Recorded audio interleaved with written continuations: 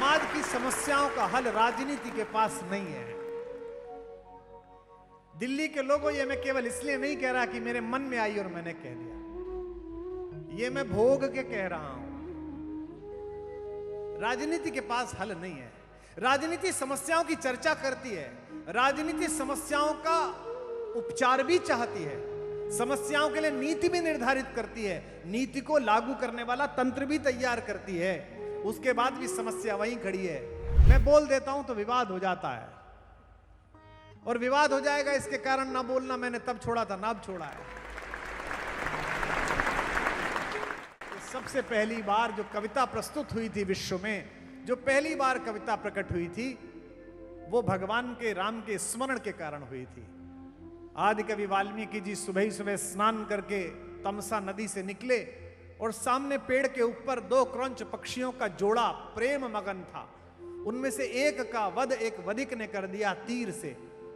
तो पहले की मृत्यु पर दूसरे ने जो विलाप किया, वह विलाप, वह शोक श्लोक बनकर आदि कवि के मुंह से निकला। और उन्हें समझ नहीं आया कि यह 32 अक्षरों का, वर्णों का यह जो श्लोक है, यह क्या है। उन्होंने 3 दिन बाद जब आश्रम में महर्षि नारद पधारे, जो पत्रकारों के आदि गुरु हैं, उनसे पूछा कि इसका क्या उपयोग है। तो महर्षि नारद ने कहा कि यह कविता कल्याणी है, यह ब्रह्मा का आशीर्वाद है, इसका क्या करूं। महर्षि वाल्मीकि ने पूछा, नारद जी ने कहा कि किसी ऐसे व्यक्ति का जीवन चरित्र इसमें कहिए जिसका जीवन चरित्र सदियों सदियों तक, सहस्त्राब्दियों तक लोगों के मंगल का कारक बने। और यह तय हुआ कि इक्ष्वाकु वंश में राम नामक एक युवा हैं, दशरथ के पुत्र, इक्ष्वाकु वंश प्रभवो रामो नामः जनः श्रुता, उनकी कहानी कहिए। और हिंदी की और विश्व की किसी भी भाषा की पहली कविता जो उतरी, वो मेरे राम के स्तवन में उतरी, मेरे राम के आनंद में उतरी। समाज की समस्याओं का हल राजनीति के पास नहीं है। दिल्ली के लोगों, ये मैं केवल इसलिए नहीं कह रहा कि मेरे मन में आई और मैंने कह दिया, ये मैं भोग के कह रहा हूं। राजनीति के पास हल नहीं है। राजनीति समस्याओं की चर्चा करती है, राजनीति समस्याओं का उपचार भी चाहती है, समस्याओं के लिए नीति भी निर्धारित करती है, नीति को लागू करने वाला तंत्र भी तैयार करती है। उसके बाद भी समस्या वहीं खड़ी है। उसका एकमात्र कारण है कि राजनीति सब कुछ तैयार करती है, उसका आदर्श उपस्थित नहीं करती, उसका मॉडल उपस्थित नहीं करती। राम राजनीति का मॉडल तैयार करते हैं, तो समाज की समस्या का निदान राजनीति के पास नहीं है। समाज की समस्याओं का निदान राम कथा के पास है, हमारे भारत की सांस्कृतिक चेतना के पास है। क्योंकि हम सब चर्चा कर रहे हैं बीमारियों पर। भ्रष्टाचार एक बीमारी है, जातिवाद एक बीमारी है, भाई भतीजावाद एक बीमारी है, अभी अभी भोगी है दिल्ली ने आतंकवाद, वो एक बीमारी है। तेजी से बढ़ते हुए विश्व के सामने एक शक्ति के रूप में उपस्थित होते हुए भारत में 1000 समस्याएं हैं।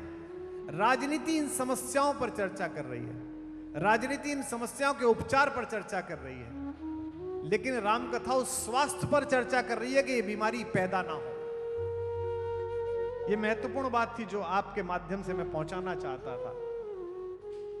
एक पंक्ति में मैं अगर कहूं तो जगह बनाने के कोलाहल में उलझे हुए सामने युवा इस पंक्ति को स्वीकार करें कि अगर एक पंक्ति मुझे चैनल के लिए बोलनी हो तो वो ये है कि राम कथा मनुष्यता का इम्यूनिटी बूस्टर है, उससे इम्यूनिटी बढ़ती है। कोरोना के समय में इसका बड़ा उल्लेख है। अगर ये कहानी आपके अंदर है, अगर ये कहानी समाज के अंदर है, तो जितनी समस्याएं समाज में हैं उनमें कमी आ सकती है। अपराध को रोकना अलग काम है, अपराध घटित ना हो, मनुष्य के अंदर चेतना ऐसी हो, यह अलग बात है।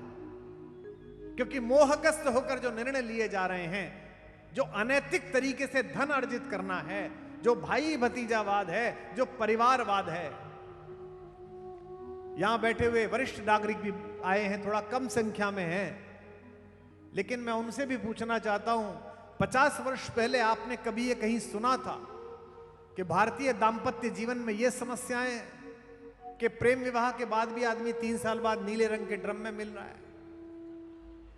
कभी सुना था आपने? आप हंस बेशक लीजिए, आनंद बेशक ले लीजिए, लेकिन नहीं सुना।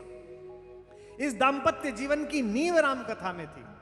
जब ये पता था कि समस्त प्रकार के अवरोधों के बाद भी भगवान और भगवती सीता का संबंध एक दुनिया के सबसे शक्तिशाली आताताई के बीच में आने के बाद भी फलित रहा, पूर्ण काम रहा, तो हर स्त्री के मन में आता था कि ऐसा जीवन बीत सकता है। विदेश में जाते हैं तो लोग आश्चर्य करते हैं कि आपके यहां विवाह ऐसे भी होते हैं। और जितने युवा बैठे हैं ये सब अपने घरों में पिछली पीढ़ी में देखते हैं। अभी समस्या आ गई स्पेस की, हर एक को समस्या है। पति पत्नी, अभी विवाह हुआ नहीं है, 4 दिन बाद माई स्पेस, बड़ा अश्लील जुमला है। माई स्पेस, माई आइडेंटिटी। क्या होता है आइडेंटिटी? तुम डाउनलोड हुई थी, पैदा हुए थे, जगत के मंगल के लिए प्रवृत्त एक स्त्री और पुरुष ने प्रेम से भरकर तुम्हें पृथ्वी पर प्रकट किया था। और तुम्हारे ऐसे हो जाने के पीछे हजारों लोग लगे हैं, परिवार के लोग लगे हैं, मोहल्ले के लोग लगे हैं, समाज के लोग लगे हैं, स्कूल के लोग लगे हैं, इस देश के लोग लगे हैं। जितना उन लोगों का तुम्हारे अंदर निवेश है उतना उन लोगों के बारे में तुम्हें सोचना पड़ेगा। क्या होता है, इस पे सोचना ही पड़ेगा। और ये तभी होगा, गोस्वामी जी ने कहा, राम नाम मणिदीप धर। राम का नाम और उसका मणिदीपक अपनी जिह्वा पर धर ले। कैसे? देहरी पर धर ले। जैसे देहरी पर धरा हुआ दीपक बाहर भी प्रकाश फेंकता है, अंदर भी प्रकाश फेंकता है, ऐसा गोस्वामी जी कहते हैं, तुलसी भीतर बाहिरो जो चाहस उजियार। अगर उजाला चाहते हो तो इस अंधेरे को बेधने के लिए इस कहानी को सुनना पड़ेगा, जानना पड़ेगा। मैं बोल देता हूं तो विवाद हो जाता है, और विवाद हो जाएगा इसके कारण ना बोलना मैंने तब छोड़ा था, ना अब छोड़ा है।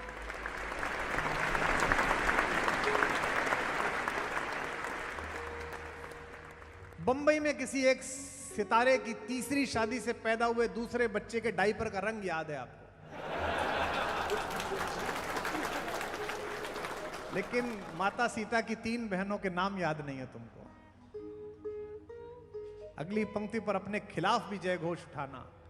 जो पीढ़ी अपने अतीत का आदर नहीं करती, वर्तमान छोड़ो भविष्य भी उसे मार्ग नहीं देता। राम की कहानी बचपन में सुन ली होती तो पैतृक संपत्ति के लोभ में पड़कर भाई की हत्या ना की होती, अपने पिता की हत्या ना की होती। यही फटाफट 100 खबरों में चलाते ना आज तक वाले। सोते में पिता को मार दिया बच्चे ने, किस लिए? पैतृक संपत्ति। क्या संपत्ति थी? भारत का प्रधानमंत्री बनना था, संपत्ति लेने के लिए वो खाली नहीं हो रहा। छोटा सा जमीन का टुकड़ा, एक मकान के 4 कमरे, एफडी के 30 लाख रुपए, पिता को मार दिया जिसके डीएनए से निर्माण हुआ है। मां को ज्ञान दे रही है ये पीढ़ी। मोबाइल में 2 एप्लीकेशंस पूछ लें इन बच्चियों से, इन बच्चों से, तो मां से कहने लगती हैं, हद है, आपको इतना भी नहीं आता, तुम्हें तो ए लिखना नहीं आता था। 5 बार उसकी लाइन इधर से उधर जाती थी। 100 बार भी मां ने तुम्हें सिखाया लेकिन इरिटेट नहीं हुई, परेशान नहीं हुई। पर तुमने राम की कहानी सुनी नहीं। एक पति इस कथा से आदर्श ग्रहण करता है कि अपना समूचा पुरुषार्थ लगाकर भी अपनी प्राण पिया को लंका से लेकर आएगा। इस देश में कोई मेहमान आता है और उसे कहा जाता है कि इसे भारत घुमाओ, तो आगरे में एक कब्रिस्तान है उसमें ले जाते हैं जहां 2 लोग कब्र में लेटे हुए हैं। पिछली बार जब वो डोनाल्ड ट्रंप साहब राष्ट्रपति थे तो आए थे, मैं उन दिनों आगरे में था कार्यक्रम के लिए, तो सब बंद कर दिए दरवाजे हमारे होटल के। हमने पूछा क्या हुआ? बोले वो ट्रंप साहब फर्स्ट लेडी के साथ ताजमहल देख रहे हैं। मैंने कहा फर्स्ट लेडी, इनकी तो तीसरी वाली है। तो बोले नहीं नहीं, तीसरी हो चाहे दूसरी हो, इनके यहाँ फर्स्ट ही बोलते हैं भाई साहब। ताजमहल दिखाते हैं प्रेम का प्रतीक, सिंबल ऑफ लव। आज तक के कार्यक्रम में कह रहा हूं, इस पर भी विवाद होगा। जीवन में कभी अवसर मिला हमें, पता नहीं मिलेगा नहीं मिलेगा। और मुझसे कहा गया कि ये विदेश के मेहमान आए हैं, अमेरिका के राष्ट्रपति हैं, रूस के राष्ट्रपति हैं, इन्हें देश की ओर से प्रेम का प्रतीक दिखाओ। मैं ताजमहल के शिल्पियों को प्रणाम करता हूं, आदेश देने वाले शहंशाह को नहीं। जिन शिल्पियों ने अपने पुरुषार्थ से इतनी सुंदर एक इमारत तैयार की है, उन शिल्पियों को प्रणाम है। लेकिन बंगाल का दुर्भिक्ष झेलते हुए भारत से टैक्स लेकर अपनी न जाने कौन सी मोहब्बत का एक मुजस्समा बनाने वाली निजी लिप्सा को मैं प्रणाम नहीं करता। मुझसे कभी कहा गया कि प्रेम का प्रतीक दिखाने जाओ तो मैं आगरा नहीं जाऊंगा, कुछ भी नहीं तो मैं उसे बिहार ले जाऊंगा, और मैं कम से कम उस व्यक्ति की यश गाथा सिखाऊंगा जिसने अपने प्रेम को, अपनी पत्नी को एक पर्वत से गिरकर फिसलते हुए मरते हुए देखा, हथौड़ा उठाया और राह बना दी, उस दशरथ मांझी को दिखाऊंगा। और अगली पंक्ति पर पहले ही दिन ऐसा जय घोष हो कि ये पूरा परिसर कांपे, इस पूरे परिसर को प्रणाम पहुंचे। अगर मुझे कहा जाए कि प्रेम का प्रतीक दिखाओ तो मैं उस अतिथि को ले जाऊंगा धनुषकोटि और हेलीकॉप्टर में बिठाकर समुद्र के अंदर पड़े हुए उन पत्थरों को दिखाऊंगा जिस राम सेतु पर चलकर अपनी प्रेमिका को लेने के लिए मेरा राम गया था, वहां लेकर गया।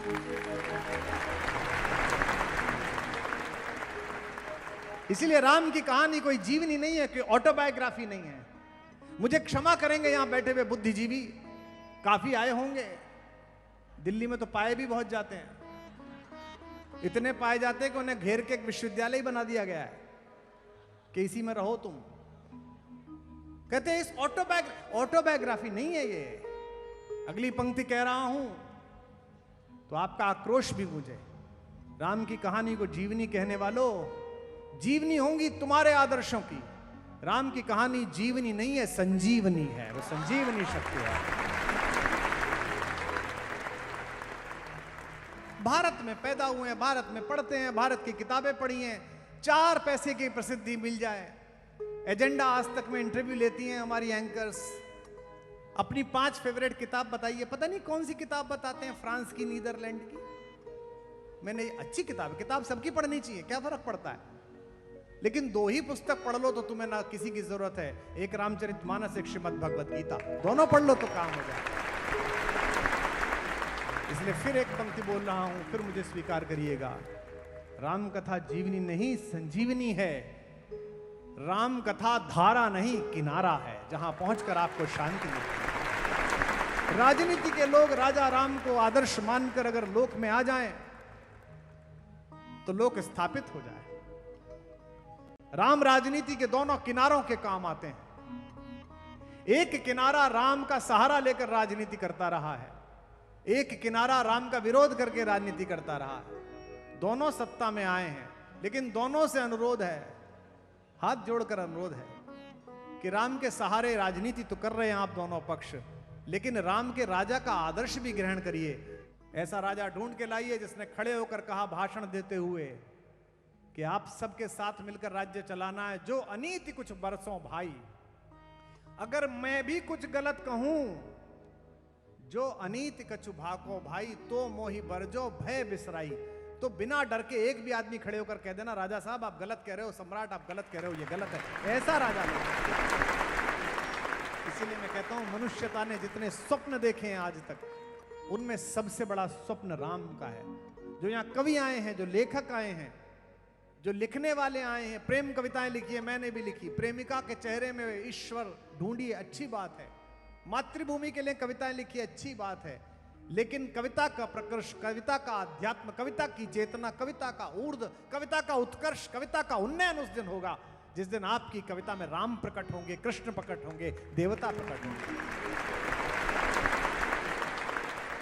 मानवता की खुली आंख के सबसे सुंदर सपने राम, मानवता की खुली आंख, सब गाइए, सबसे सुंदर सपने राम, दिव्यावाणी अर्थवती हो गई, लगी जब जपने राम, दिव्यावाणी अर्थवती हो गई, लगी जब जपने राम।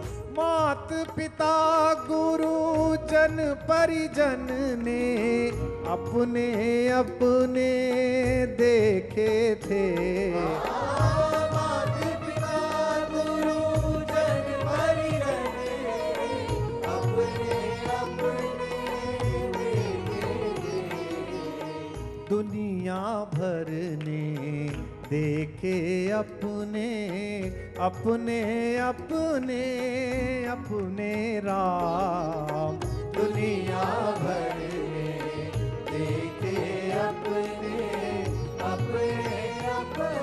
सबका ये अपने अपने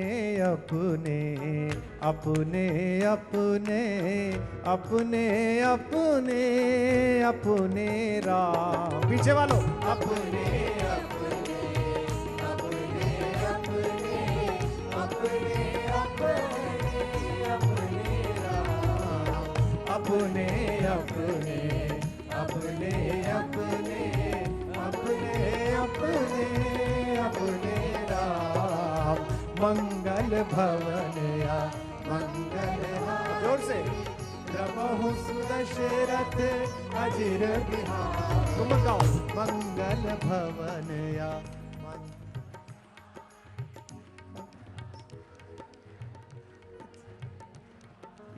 मंगल भवन या मंगलहारी, प्रभु सुदशरथ अजिर बिहार। जोर से मंगल भवन या मंगलहारी, प्रभु सुदशरथ अजिर बिहारी।